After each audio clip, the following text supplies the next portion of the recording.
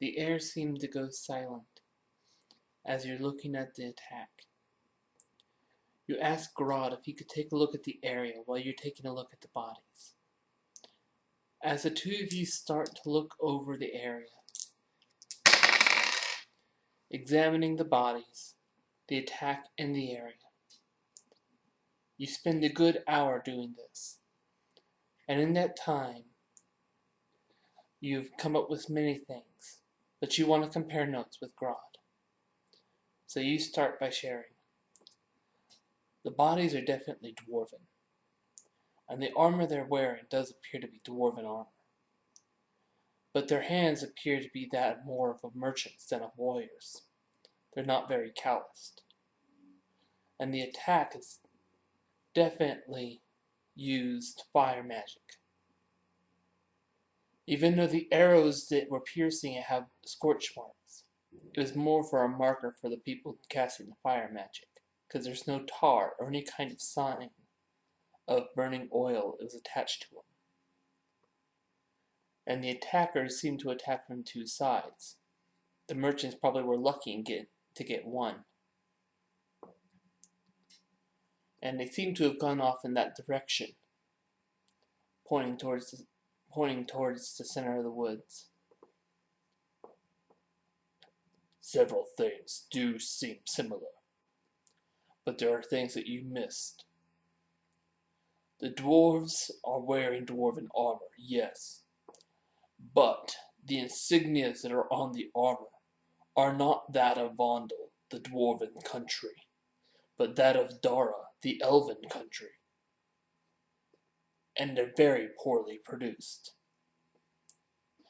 Tells me that whoever did this decided to use those bodies. What else is also striking, though, is that the bodies appear to be several weeks dead. Whoever had the bodies preserved them, and then used them as decoys. You can see by the rope in the trees.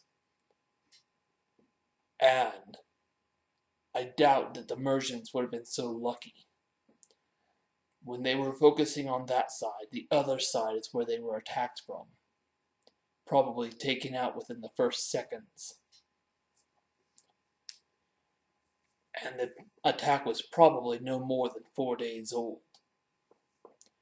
I say that because if it wasn't for the fact that we had heavy rains 4 days ago, this wagon probably would have been nothing more than a pile of ash and scorched metal.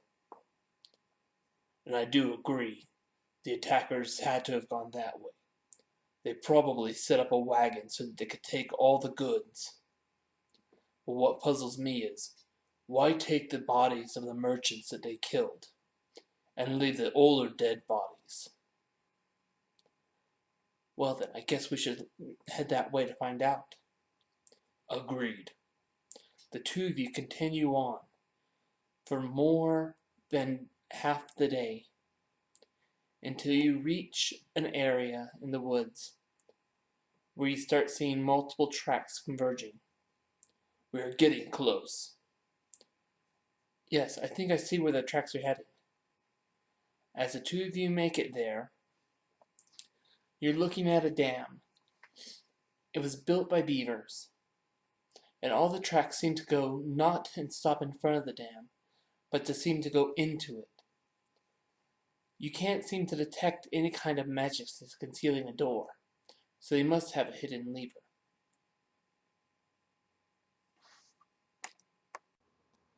The two of you have been looking at the dam for so long that you didn't realize, until it was almost too late, you were being attacked by beavers.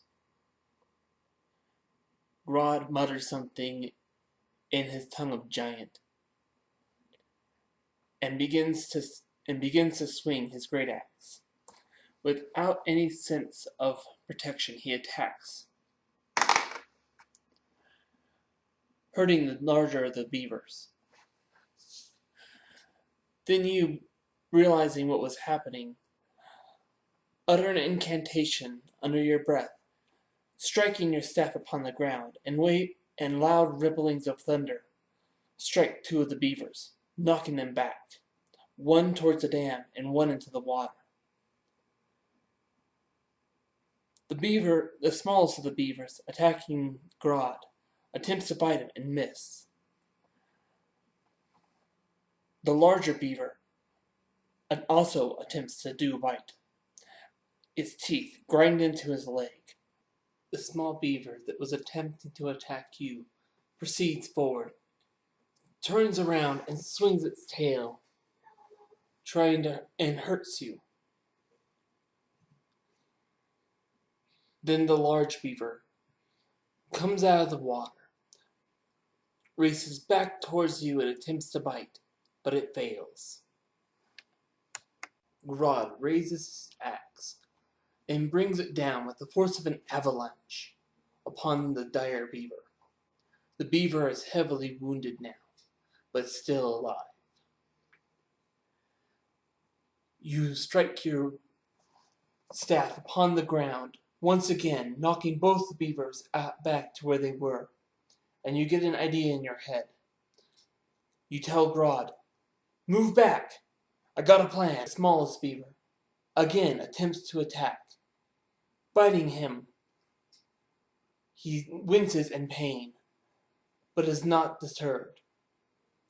The dire beaver again attacks him again, and again bites him. The beaver that you knocked against the dam comes at you yet again, turns and smashes his tail upon your foot, but barely missing it. The dire beaver comes out and attempts to bite you yet again, but is still stumbled from being in the river. Grodd swings his axe one more time at the beaver, and it falls. He seems to have gotten a second wind, and has fallen back now, freeing you up to do your own move. You fall back just enough for you to be able to do a very powerful attack indeed. Outstretching your hand, an array of colors dazzle the beavers and hurt them. They seem to be dazed.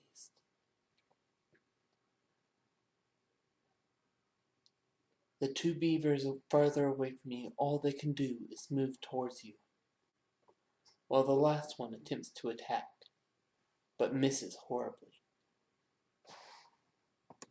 And does a devastating strike against the dire beaver. You again smack your staff upon the ground, and waves of thunder knock only the smaller beavers away. They are both beginning to hurt. You realize that if this battle does not end soon, that you'll start having to use more and more powerful attacks. The smaller beaver that was in the water comes out and goes straight for Grodd, attempting to bite but misses. The dire beaver tries to bite you for knocking them away, and the second small beaver comes out of the water and tries to bite you also, but it again misses. Grodd hits the dire beaver one final time, and it falls. He seems to have recovered some more health. You release yet again another thundering strike, which knocks the beavers back. The smaller of the beavers comes out of the water again, bites at Grodd, and is lucky. It hits, but just barely. The other small beaver comes out of the water and attempts to hit you, but misses. Grodd strikes the small beaver, and he seems to recover even more health. You strike your staff one more time upon the ground, and both beavers fall. The two of you take the time to tend to your wounds. Then, noticing the birds that are in the trees, the best idea comes to your mind to use your ritual of the animal messenger to contact the Duchess Rose and to tell her the location of the enemy's base. While you're taking the time to cast the ritual, Grodd looks around the base the base of the dam to see if there is a second entrance. By the time the two of you finish what you are doing, the bird is off, and Grodd appears to be coming out of the water. He tells you he believes he has found a secret entrance that is probably supposed to be their escape route, if the dam was ever discovered,